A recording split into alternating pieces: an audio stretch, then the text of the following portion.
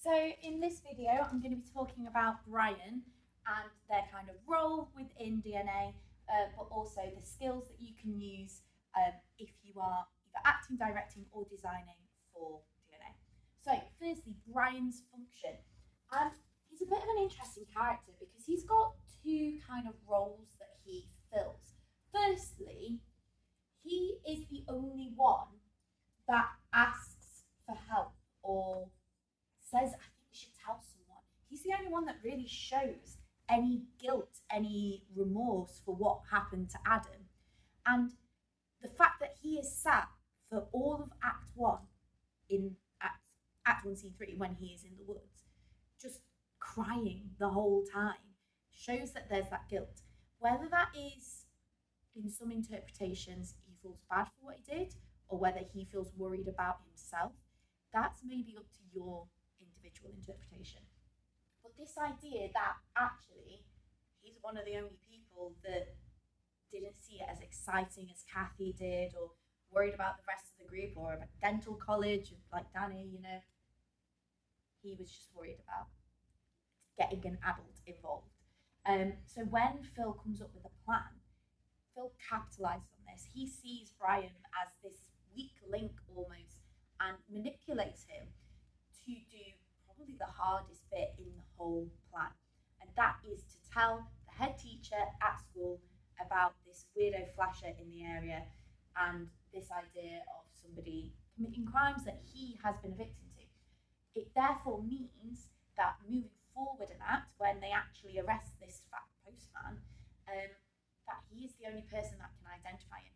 So not only does he have this guilt about what happened and the fact that Adam's died and all of that, he now has this guilt of putting an innocent man in prison to help protect the group, which is why he tries to hide in Act 2.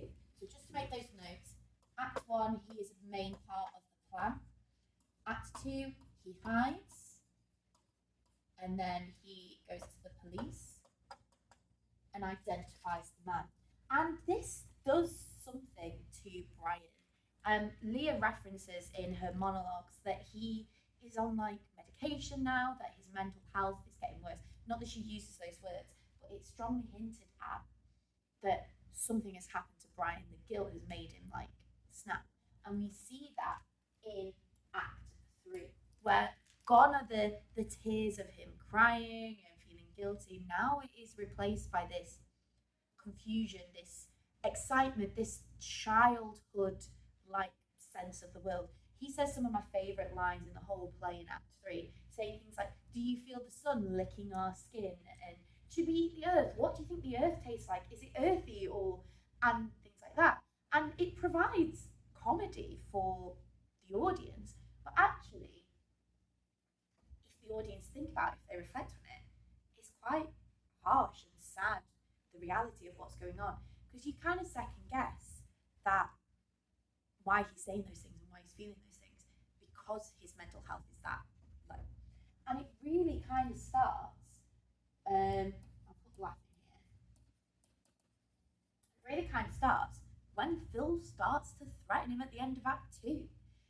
That whole, we'll take you up to the grill, we'll grab you by the arms and the legs and we'll swing you onto the grill and you'll land on Adam's corpse and you'll rot together. He's very harsh and threatening. It's almost like, to bring it back to Leah's talk about bonobos and chimps and this pecking order, the group dynamics, Brian is basically the bottom of the pecking order now that Adam's gone, and he's being manipulated and he's being threatened with the same exact things that happened to Adam. Now, Brian, in that kind of mental state, when he's feeling this massive amount of guilt, he doesn't see that he's being manipulated. He sees the threat for what it is, not some master plan of Phil's, but for actual fear. Fear, again, Leah talks about. So there's lots of kind of circling back to what Leah's talking about, to how Brian acts in that way. So, going back to the laughing, again, Phil decides to take advantage of Brian. So when he doesn't realise what's going on, people say his name to him and he's like, who? Mark makes the joke about, Leah says Adam's head hurt, his head's hurt, and Mark goes, oh, which one? Talking about Brian. So the fact that even though Adam's been through this great ordeal, maybe Brian's mental health is even worse. And Phil, again, capitalises on that. But this time, instead of making him do something like talk to the police, he's making Brian commit murder. And this time, it's quite violent, it's quite horrible, and they're playing on the fact that he doesn't know what's going on. So he actually, in theory, in Phil's plan in Act 3, kills Adam. That's the whole bag scene. So he's there as this sad character for the audience to see the guilt reflected that the character should be feeling, and then to see the extreme of how the characters reacted to the guilt that they were feeling. But also the fact that there's this kid with childlike innocence talking about like eating earth and stuff like that, and then gets physically suffocated on stage. That really dark violence again shocks the audience and makes them realise the kind of horrible nature of what is going on and the violence here. So that's a very quick overview of who Brian is in the play. Just for the character arc for the 12 marker, one thing I would also mention is that Richard, at the end, when he's talking to Phil in the field, saying what everybody's up to, he says that Brian is on stronger and stronger medication. They caught him staring at a wall last week. He's always drooling or giggling, and then they say they think they're going to section him. So this idea of his mental health is that bad that he can't even be him anymore, and that basically that he's going to be put into hospital because of his mental health. So that's just that summary there for you. Now, in terms of vocal skills, because there's this kind of two sides to Brian, there's such a juxtaposition there, such a big contrast. The actor needs to play that contrast really well, so it surprises the audience. Also because he has a lot of non-verbal things to do, like he's crying the whole time in Act 1, Scene 3, for example, from when he enters.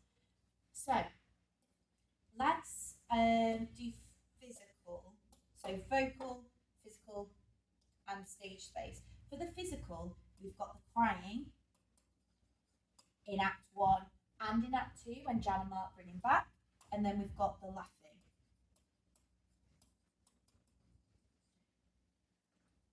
These two things are in the stage directions, and when I would, as an actor, do this, I would exaggerate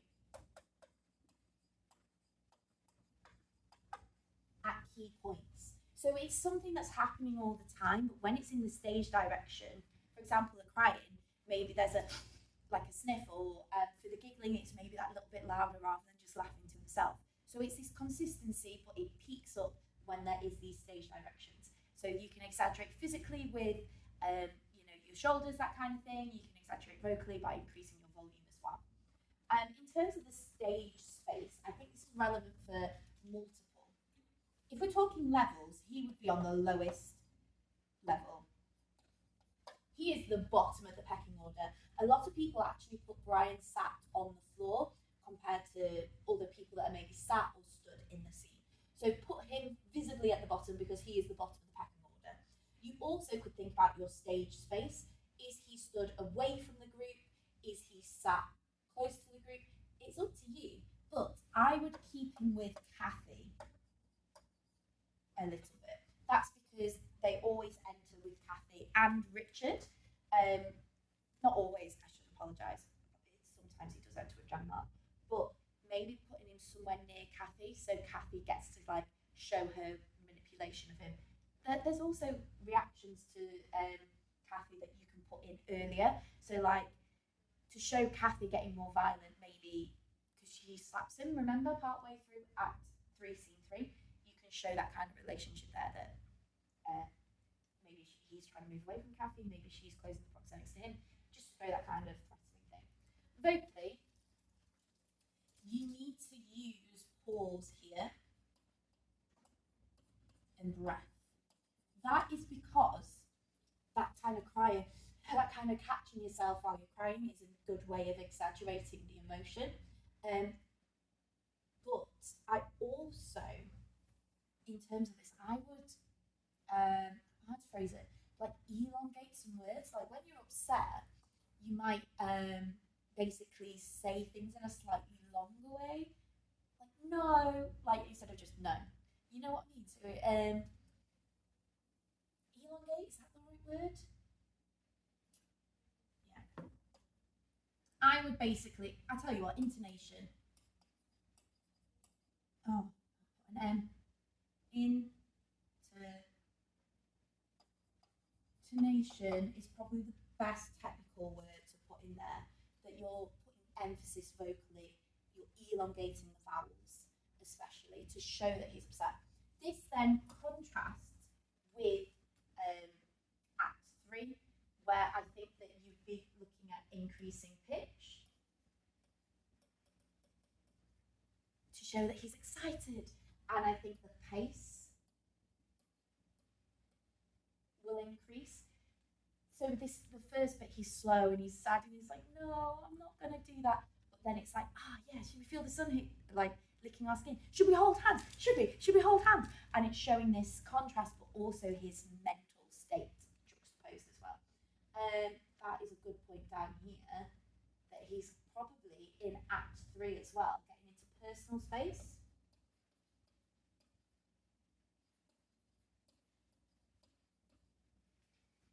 And also, I think I'll pop it over here as well. Let's start with staging, because remember, staging is a design skill, but it's actually really closely linked to our kind of proxemics down here.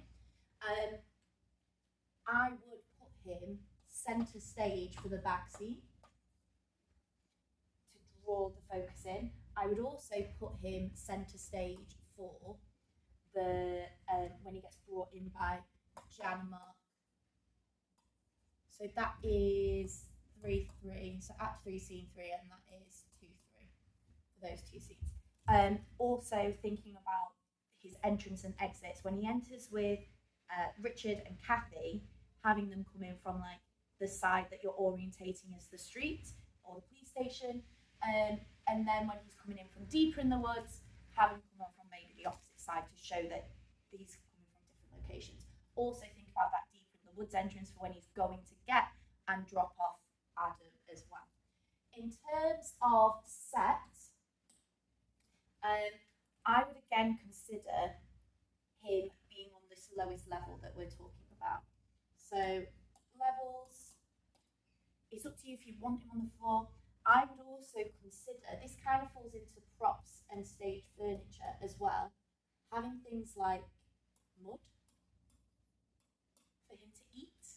I think what we did in past production is that we had during the scene change that we've had some kind of mud propped on stage so he could like eat and play with it, but it wasn't actually mud, so don't worry, I've not made students eat mud in the past, but it's something that was used as a prop as well, just to kind of show that mental decline too. In terms of staging, we've mentioned that. Set as well, it's up to you if you want to put him on a chair or not. You might also change with different acts. Props and stage furniture, we've mentioned mud. You could also have him with the bag, especially if you've got actually scene 3 coming up, him playing with the bag, things like that before he goes and finds Adam, basically. In terms of this as well, you might have him, think about it, if he's sat on the floor crying in Act 1, you could have him sat with like some leaves, like ripping them up or like scrunching them or something, like that kind of down focused distraction while the group is talking behind him, because remember, he's not talking a lot. So you could play around with that. You could even give him a phone as well. I don't think that would work as much, but something like a little distraction as he's not talking, so you can use your kind of physical skills there to act that out. In terms of lighting, I think the best opportunity with Brian is with the bag bit. When the bag goes over his head, I would change it to the lights are fading, and I would use a spot on him, and you can show by decreasing the intensity, so that means like how bright the light is, by decreasing it, that kind of suffocating feeling, and us as an audience, it will make us hold our breath as these lights are fading and fading. It's almost like he's blacking out. So that's a really good lighting stage to use. I also would consider using a spot on him again for these two moments. That idea of drawing the audience's focus to Brian. You could also have a downlight. If you're using like a gobo or something like that for leaves, having it so that when Brian says things like, "Do you feel the sun licking our skin?" he's looking up towards the light to make it look like that's where the sun is in the sky. So that is a gobo downlight for the actor to look into. So if we're talking about sound and music then, it's an interesting one. I don't think there's anything in particular that you could link directly to Brian.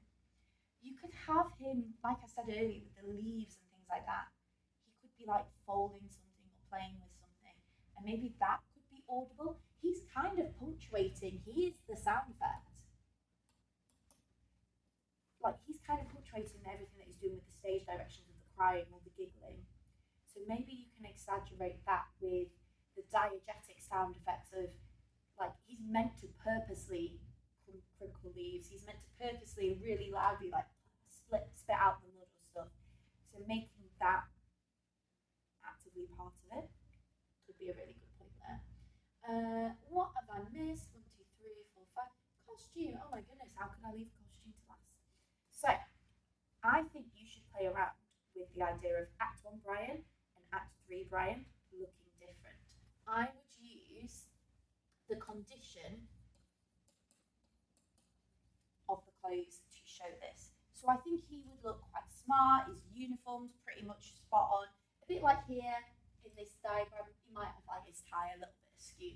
But actually, I think that he's going to look pretty neat. He cares about it, and you can show that care through his uniform.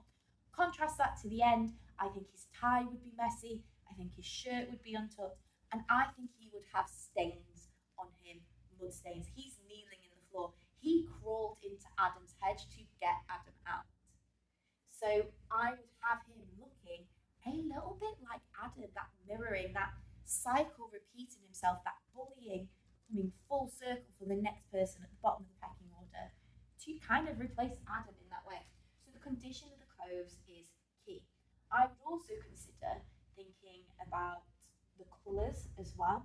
So I like how they've got him in quite dark colours here. And again, it's that kind of, that sad, like with the blues and stuff coming through. And almost, I love the hat as well, that idea of him hiding. He's hiding from his responsibility. You could have him with a jumper that he pulls over his hands. Maybe that's what he plays around with as his kind of prop here. So having blue for colour to show the sadness, and having either a jumper or coat to hide. If you want a big brainer, I could also consider, if you're linking it to like the hoodie culture and the context of the play, having him with his hood up, pull the strings tight so he's hiding, could be part of it. But you could also have it that he, at a key moment, let's say when John Tate says, "What about you, Brian, you crying little piece of filth?" he could take the hood off, almost like he's removing that responsibility. He's removing himself from part of the gang, but it's too late because they've got him and he's next in line. That's a really cool idea. I like that. But yeah, the beanie hiding himself, the hood hiding himself. But then when it comes to Act 3, I would mess his hair up as well. I'd have him like wild and free to show that he's been liberated, almost in the same way that Adam feels liberated, that he doesn't want to come back because it's so much better for him in the hedge compared to, you know, how life was before when he was being bullied. Maybe Brian is feeling some of those feelings. But anyway, sorry, I think this one's been a little bit longer than the previous ones. Hopefully it's been really useful for you, and let's hope that Brian comes up on the exam, because I think he's a great one. A Brian for the 12 marker would be really good. But it all depends on the extract. Either way, thank you so much for watching. Do check out the other character series just to make sure that you're well aware of what's coming up. Remember, this is really important for the 12 marker. We're talking about the character arc.